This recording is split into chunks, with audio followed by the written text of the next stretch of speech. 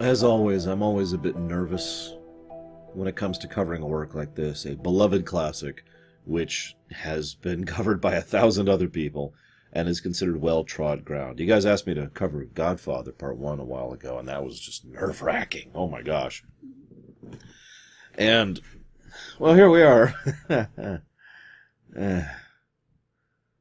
I could tell you about the behind-the-scenes thing, but after a certain point, talking about the behind-the-scenes in a situation like this feels a little bit more like going down a checklist.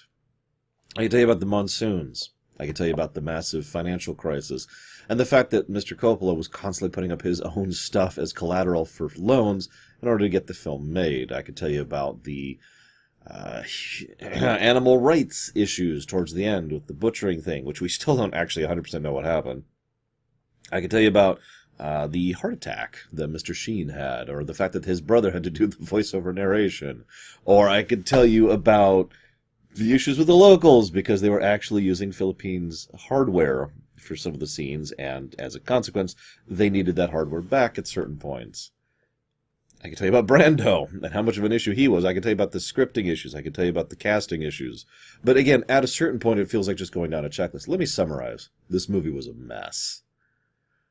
I've only covered one other movie that comes close to this one in terms of just how messed up the behind-the-scenes production was, and that would be Star Trek: The Motion Picture. And I think this one tops that one a little bit. I do want to mention something, though. If you're interested in the behind-the-scenes in this film, and I wouldn't be surprised if you were, look up the documentary Hearts of Darkness, A Filmmaker's Apocalypse, because that very well covers exactly how much of a mess this sucker was. It's also worth noting that thanks to the time and lack of keeping track of things, there's still some holes in what we know and exactly what happened, like I referenced earlier. Before I go any further, I want to mention something. The first scene in the film, with Sheen in the hotel room, is, in my opinion, the best scene in the film. And I know what I'm saying when I say that, because I know that was not really acting. It was just Sheen, who was massively drunk, flailing around and causing issues, and of course, actually injuring himself and actually bleeding and blah, blah, blah. But the reason I want to mention that is because that is the film in a nutshell. I know, shocking that a film about the Vietnam War would be about the fact that war destroys people. But I've discovered in my life that there's a difference between saying, this is horrible, or war destroys people, or they were traumatized. Those words and those sentences do get across the point, but they do so in kind of a distant fashion, a disconnected fashion, if you will, where you're not actually associated with whatever it is, and so you don't really feel it, you don't really cognate it, it's just a factoid that you look at and process.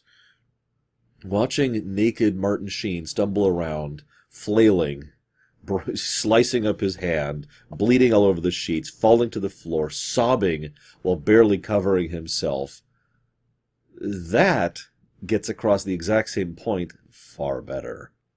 And that is the next thing I want to talk about. I know some people are going to be like, oh my God, I can't believe you can endure this film, Laura. But I can. This film is astonishingly unflinching in its message. And it is only the one message. There is one point to this film, and it is hammered in over and over and over and over, without hesitation, but without really repeating itself. Each smack of the hammer, just like if you actually had a hammer smacking down that nail, is just a little bit different, even though it's the same point, even if it's the same report that you're hearing. Each time that hand brings that hammer down, it's going a slightly different path and hitting the nail slightly differently. And that's the film right there. Wham! Wham! Wham! Normally, this kind of thing bothers me. I've talked about this with regards to Fight Club just this year. 8mm is another film that I had trouble sitting through as a consequence of this kind of thing. I'm sure I could come up with others if I thought about it for a minute, but the point being, normally, this doesn't work for me.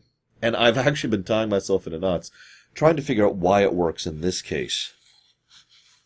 Now, I could mention that the actual making of the film was so horrifying that maybe that's why it's so horrifying so accurately. But I guess my point is, I don't have an answer for you. The best answer I could give you is that not every situation applies universally. Just because one film does something and it works, and another film does something and it doesn't work, does not make that inconsistent. They are different works doing different things, even if they're trying the same approach. Does that make... That's about as good of an explanation as I've got. Because I love how unflinching this film is. I love how it doesn't hesitate to show really how bad things can get. And then it just moves on.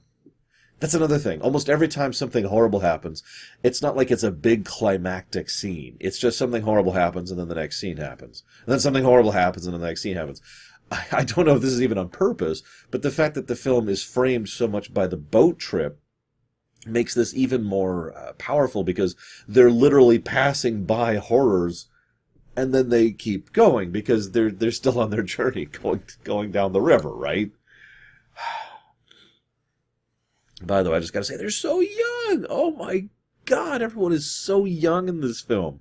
Ford and Sheen and Duvall, Fishburne. I didn't even recognize him at first until he started talking. I was just like, wait, holy crap. So, we hear Kurtzman, Kurtz. Wow, this is not Star Trek. We hear Kurtz over the radio, and we find out what's going on, and blah, blah, blah, blah, blah. I'm not, it's going to be kind of strange to talk about this film. I actually only have one page of notes, believe it or not. But that's because it's mostly just set pieces, and then we move on to the next set piece. Like I mentioned, the framing device of the river and the travel thereof. There's a wonderful disconnect.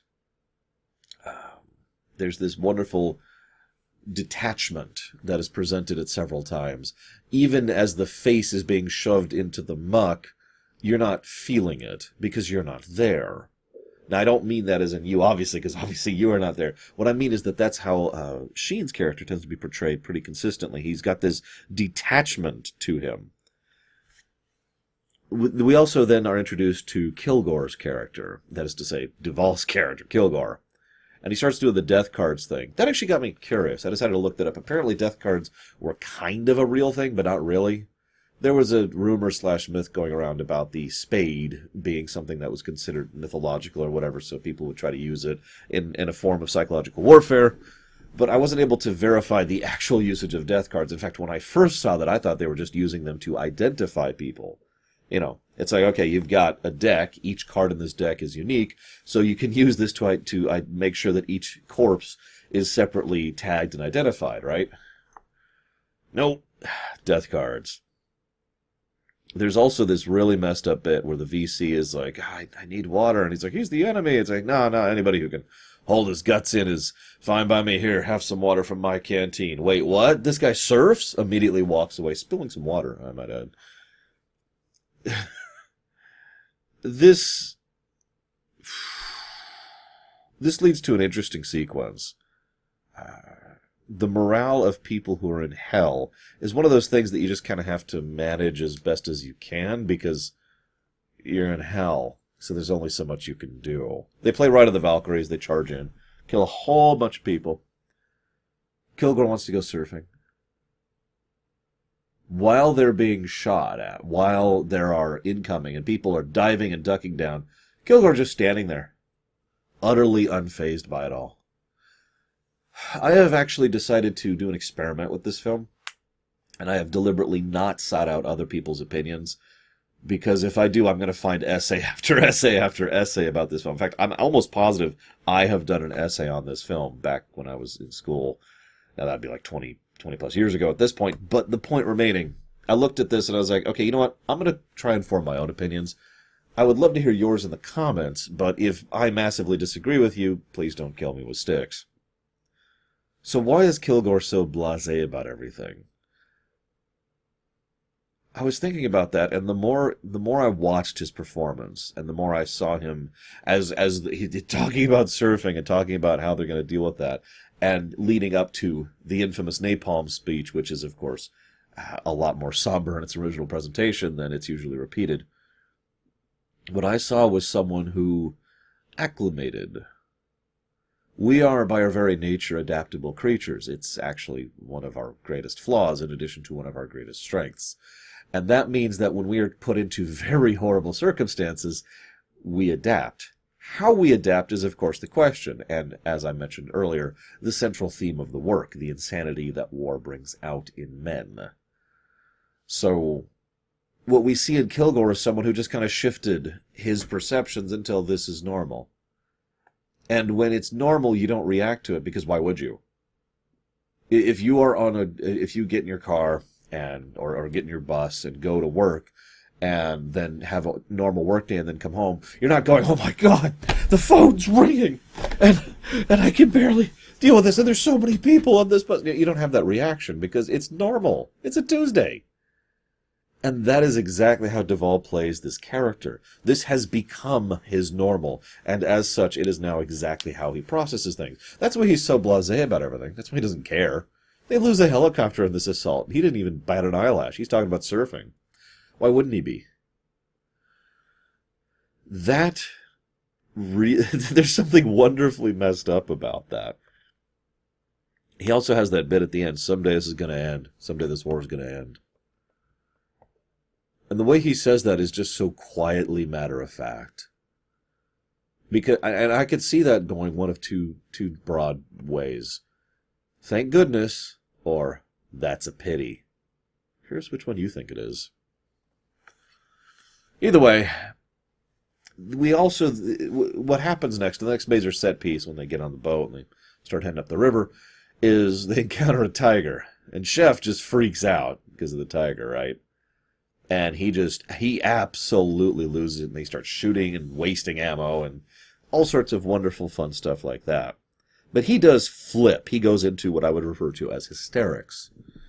Thus, at this point in the film, we've already had 3 distinct perspectives on how people adapt.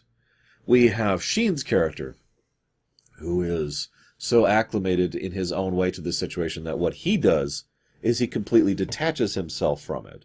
He's over here. Whatever his body's doing, whatever is going on with him, that's detached. Doesn't affect him. That's why he comes across as such a cold snake. That's the wrong word. He comes across as a cold fish. The whole film. There's just this blankness to him because he's not here.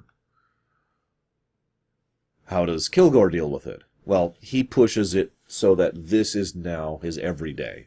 And therefore none of it really matters to him in the same sense that whether or not you get a seat on the bus doesn't really matter to you, right? Which then leads me to Chef, who goes into absolute hysterics and loses it because he is absolutely not acclimating at all, because this isn't normal, and he doesn't know how to deal with that, so he just flips out. A quote-unquote normal reaction. But the thing that the film does very well, as there's tons and tons of side characters as we're going through who all show shades of these different perspectives, and we'll see a few others later too. These are all the methods by which they cope. How does Lance cope? He takes drugs, and he's got a puppy. You know, how does Clean cope?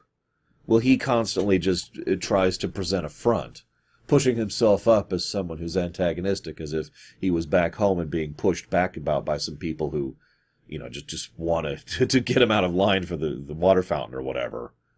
And so he's got that, you know, standoffishness thing, I've got mine, you got yours thing going for him. A lot of boasting, a lot of bragging in order to try and maintain that bubble between him and what's going on around him. And I could go down the list, but this movie's overall approach.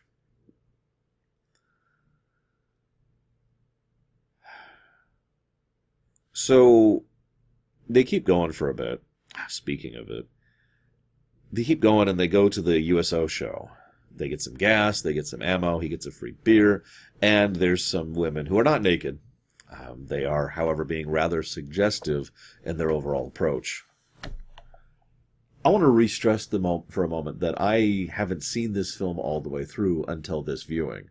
That's important because in my notes during the USO show, the thing I mentioned here is, yikes, I'm glad they didn't riot. So you have a lot of desperate and terrified men who are barely coping with the nightmares and horrors that they are dealing with, who have 3 moderately attractive women who come on stage who start gyrating and being very, very suggestive. So naturally someone decides to storm the stage. And then because one person does it, well, that's what we call a floodgate. Because the moment one person does it, everyone else says, well, if he's doing it, I'm doing it. Or, oh, I didn't realize it was acceptable. I didn't know we could do that. And so more and more and more start hitting the stage. Thankfully, the guy running the event is paying enough attention to be like, all right, let's go. Let's go.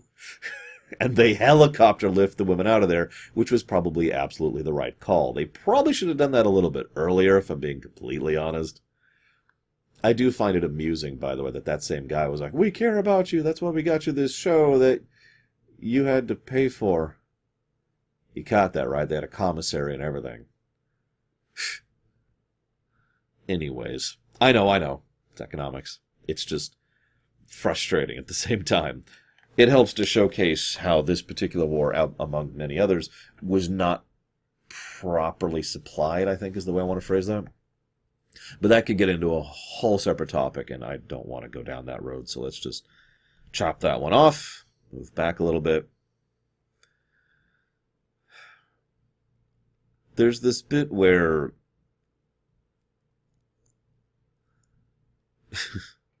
Chief, I haven't actually talked about Chief much.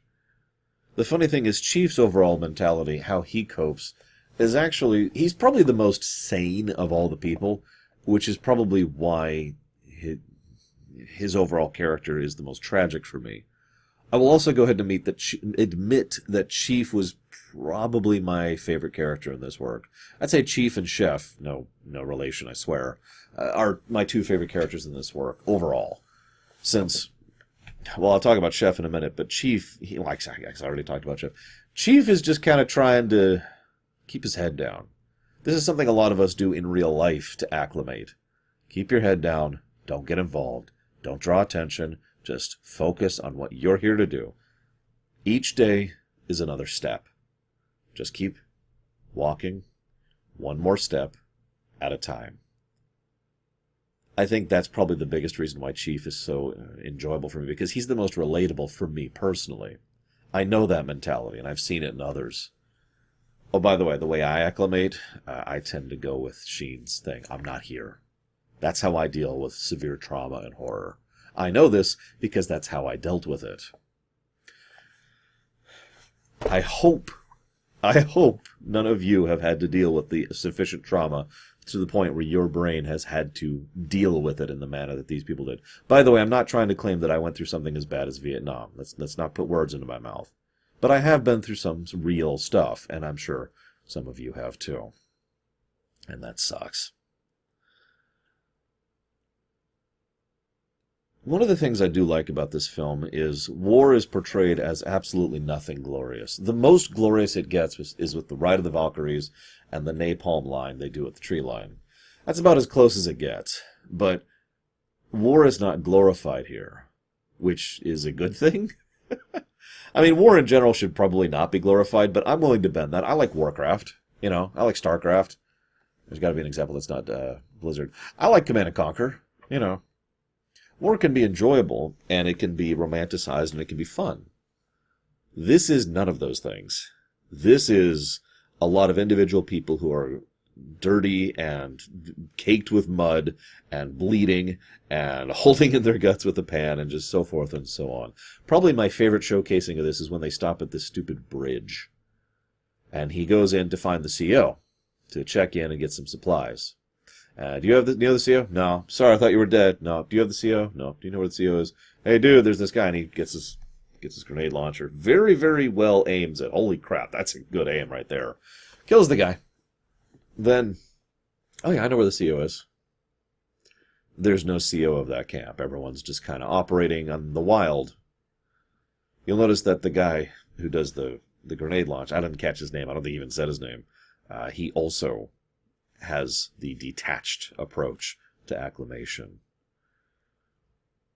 War is portrayed as horrifying and unpleasant and dirty and gritty and again, unflinching. That hammer, wham, wham, wham.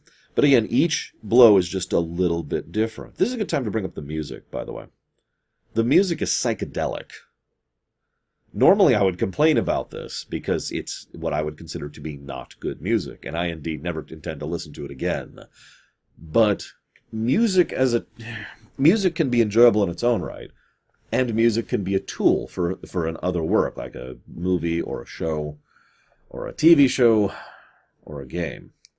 And those are two different mentalities. They can coincide. There can be a song that is good to listen to and also suits, is being used as a tool to suit the scene. But this is a very good example of it being a tool, not being something that's intended to be pleasant to listen to. The music is dissonant. It's off-key, I would almost say at times. There's just this twang to it. And it's not even the same type of music throughout the whole thing. It shifts around in style and approach. It comes across as if someone's having a fever dream, which is exactly why I praise it and its usage in this film. It took a lot of talent in order to manage to make this thing as endurably horrifying as possible, and I don't know what else to put that as, but it very much adds to virtually every scene it's in. Which leads me, of course, to the messed up nature of guerrilla warfare. Anything can be a trick or a trap. So how do you deal with it? You shoot first. Chief insists on pulling this boat and doing a patrol and, checking it, routine check. Okay. The captain says, no, my mission takes priority. The chief says, yeah, well, we're doing this. I think, okay. So they start searching it. There's nothing wrong there. There's nothing there. It's a boat with some people who are going down the river. They may be supplying the VC. Those are supplies, rice and food, a dog. But they are civilians, non-combatants. That's important, because they don't know that, even though they suspect that. And that is the horrible nature of guerrilla warfare. But, and this is going to sound like the most horrible thing I've ever said, it is my opinion, in a detached, clinical sort of a way, that is not an acceptable reason to start firing on civilians. That it is more acceptable that you, the trained professional who is signed up for military conflict, should be willing to lay down your life if it is a trap, rather than willing to accept killing innocent civilians if it is not. A very unpleasant and cold, calculated way of looking at things, I will admit. But that is something I believe. You don't kill civilians. You don't. Now try telling that to a group of people who've been on it. Imagine for a moment. I'm sorry, let me set the scene here. Imagine that you're living in, honestly, yeah, about the size of this studio here. It's not big. It's about a room's worth of space with, let's see, we got Lance, Willard, Chief, Chef, and Clean. I think it's everyone. So you got 5 people in this space. You guys were total strangers until you all got into this boat, right? You are packed to the gills with hardware, guns, munitions, flares, radio, all sorts of fun stuff like that. And you're just kind of hanging out, doing your thing on this boat that isn't really stopping as it goes up the river for days. If you need to go to the bathroom, well, that's what the side of the boat's for. There's no shower. Sleeping involves laying down on some metal and some plastic and hoping for the best.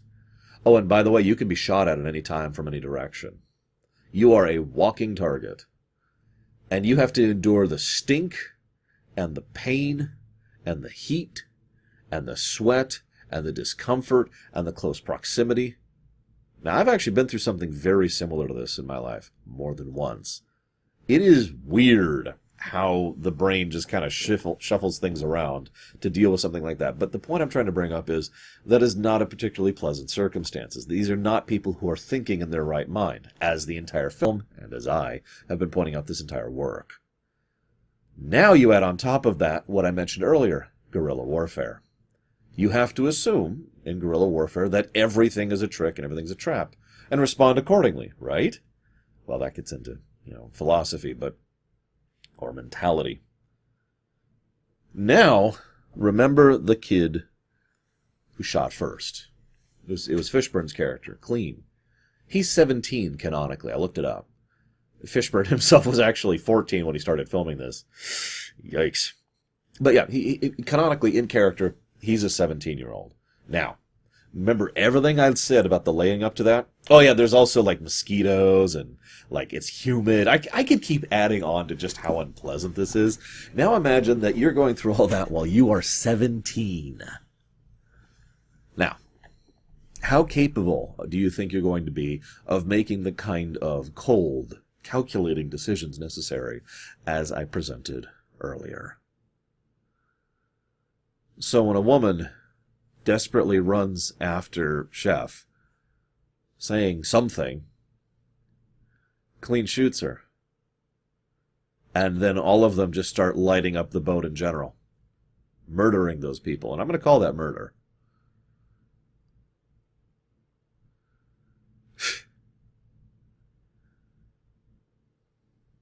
Then Willards walks up and says, "We need to go." And he's like, "No, she's still alive.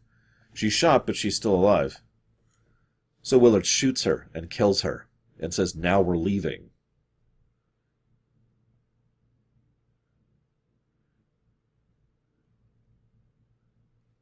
Lance takes the dog.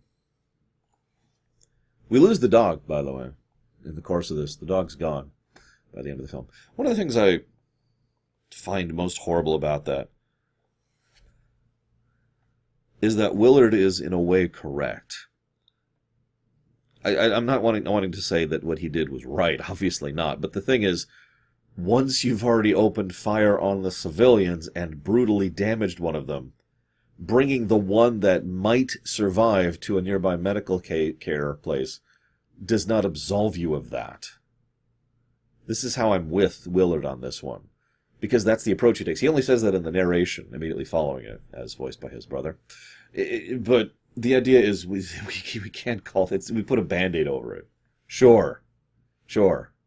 Never mind how incredibly horrible of an idea it is to take a injured Vietnamese woman to a U.S. camp where they're fighting the Vietnamese and are horribly shell-shocked, and all of the horrible things that can come from that.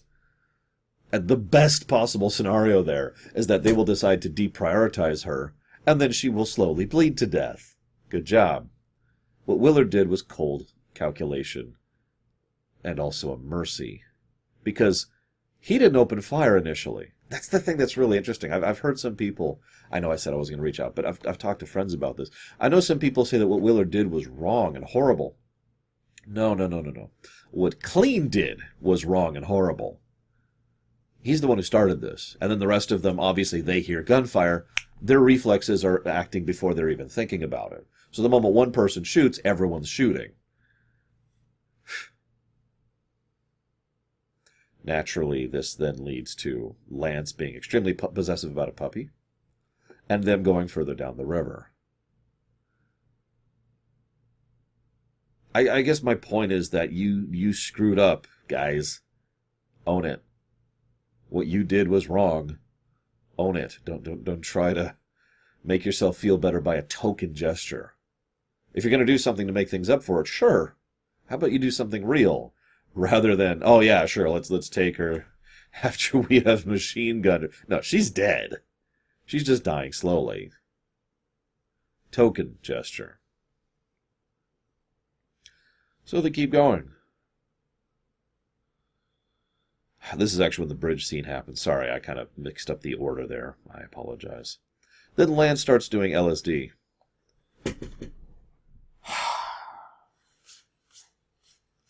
I hate Lance. And there's another reason I hate Lance, too. He lives. Two people live, Willard and Lance. Why does Lance get to live? Well, I know the answer to that. It's because screw you. But the guy starts doing LSD, and he is a consistent issue. He ignores orders.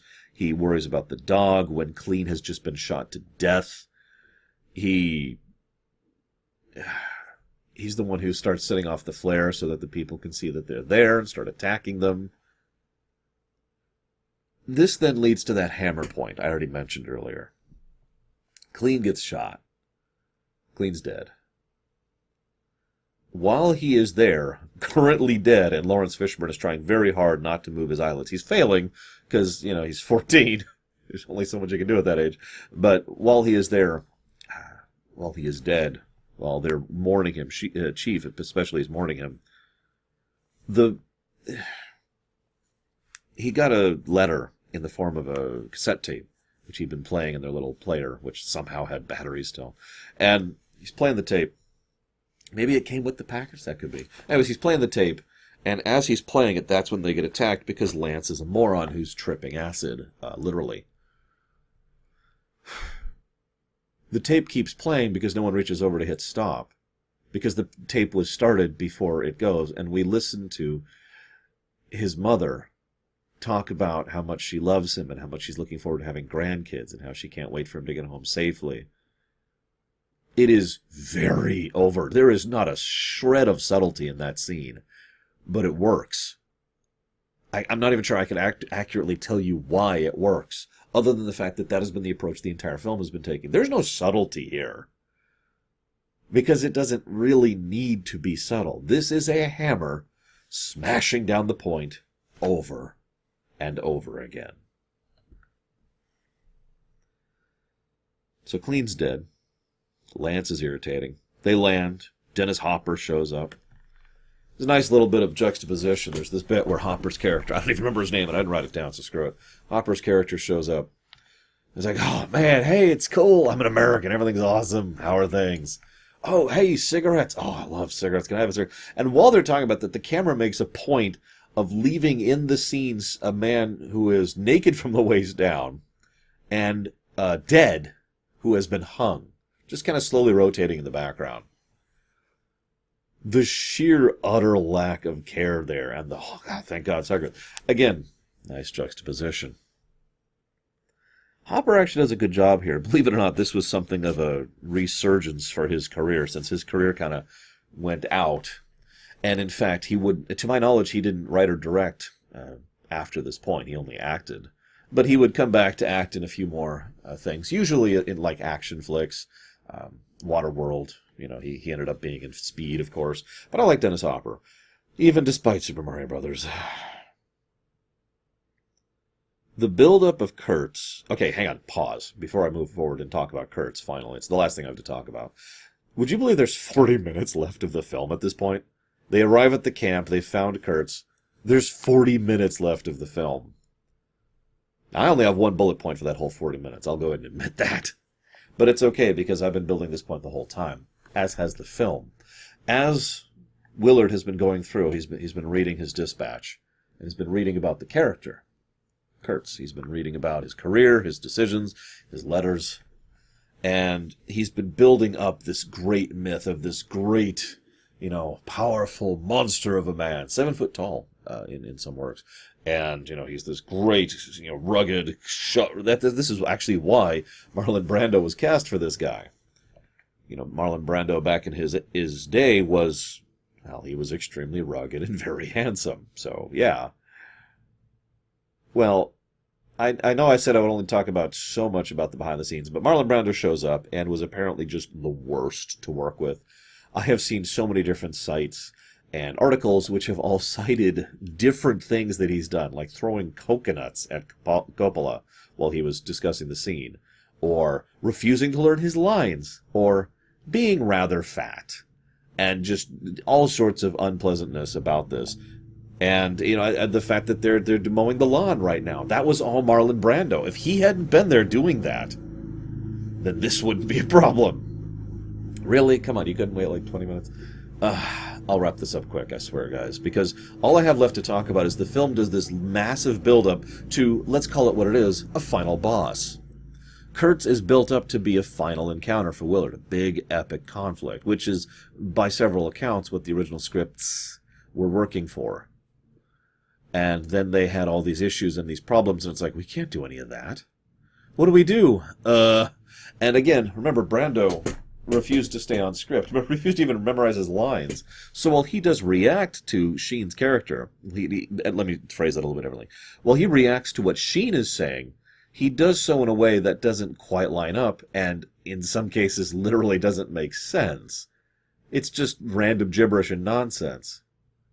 What they did, though, was brilliant in its own way, because they sliced and edited it very carefully to make it to just add to the level of how Kurtz has gone mad. Once again, one final look at someone who has completely lost it thanks to the acclamation of war.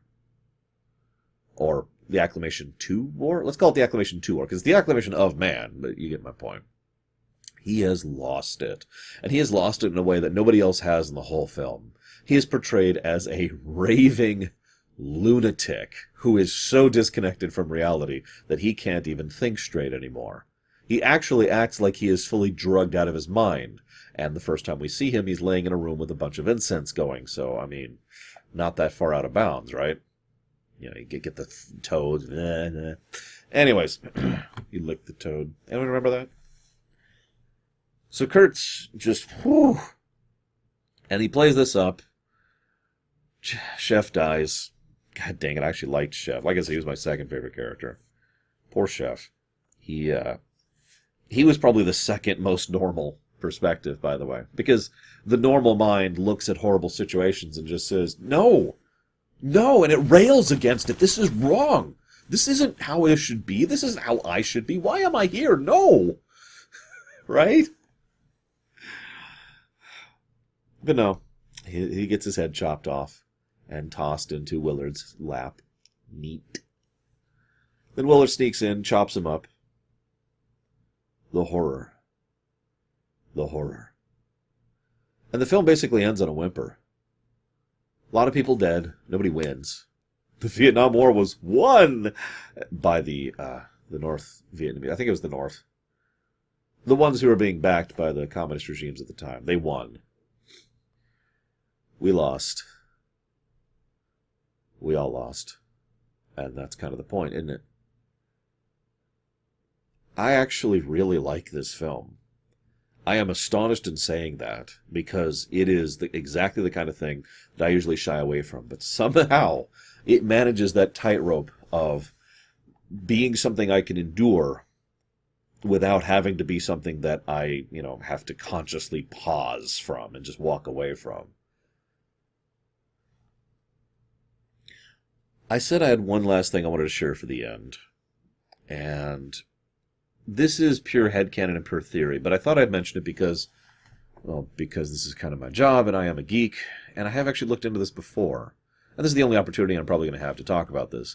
All the way back when I was studying the Star Wars films for the making-ofs for my ruminations on those, which I honestly think are crap and terrible ruminations, but let's just move on from that. When I was doing my behind-the-scenes research, I was surprised to see how connected George Lucas, with several people with regards to filmmaking. Spielberg, everyone knew about that, but I didn't know he was actually a close personal friend of Ford Coppola.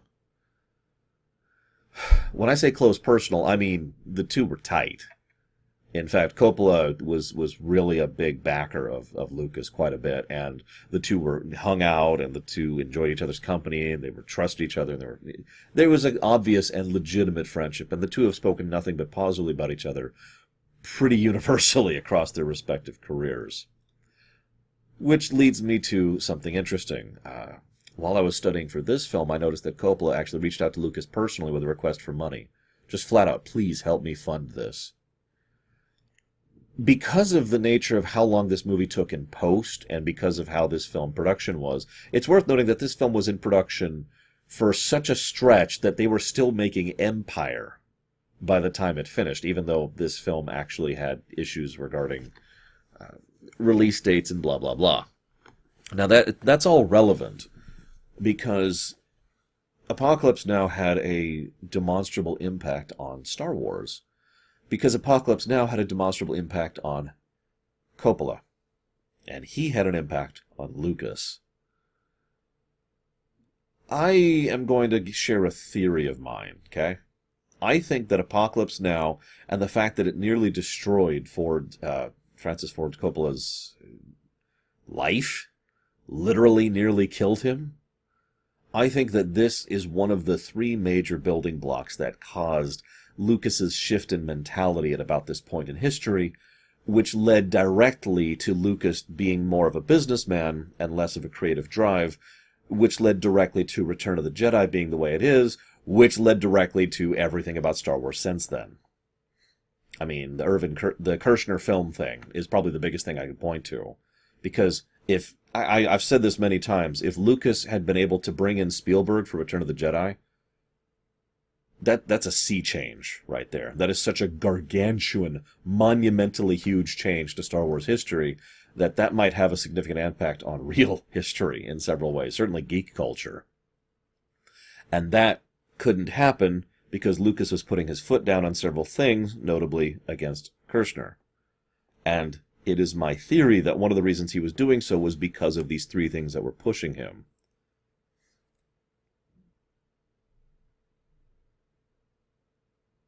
I suppose I should mention the three things. Obviously, this film is one of them. But it's not this film. It's what it was doing to Coppola. It was the fact that Lucas was watching his friend wither and die about a passion project. One of the oldest rules in Hollywood is don't put your own money into the film. And Lucas and Coppola have both broken that rule over the course of their careers. And both ended up working out, but by, let's be honest, luck. Not because it usually works out, because it usually doesn't. There's a reason that rule exists. But we had Coppola spiral crashing. The fact that he pulled out of that was a miracle, but at the time he was just spiraling and burning. Also, the Star Wars Holiday Special, which I don't really need to say anything else about. And finally, American Graffiti 2, which bombed. Less money, plus a horribly embarrassing thing, combined with watching his friend basically destroy his life and career over a passion project. This, in my theory, leads to Lucas's shift in mindset, which several people have commented on over the years, which led to him getting more hardline in a lot of his stance about, we need to do things cheaper and easier, and we need to play things safe, and we need to be less creative, which led to significant conflicts with Kirshner over Empire, because Empire was doing the exact opposite of all of that, which also led directly to Return. No Spielberg, and playing it very safe. Because, let's be honest, Return of the Jedi was A New Hope too. And I only point all this out here, first of all, because, where else am I going to talk about it? But second of all, because it's interesting to see that while this film has had very obvious and demonstrable impact on cinematography and film history, it has also had its influence on geek culture thanks to its connections between its creators. At least, if my theory is correct. And it is just a theory. A lore theory, and I'm sued. I hope you've enjoyed, guys. I'll see you next time.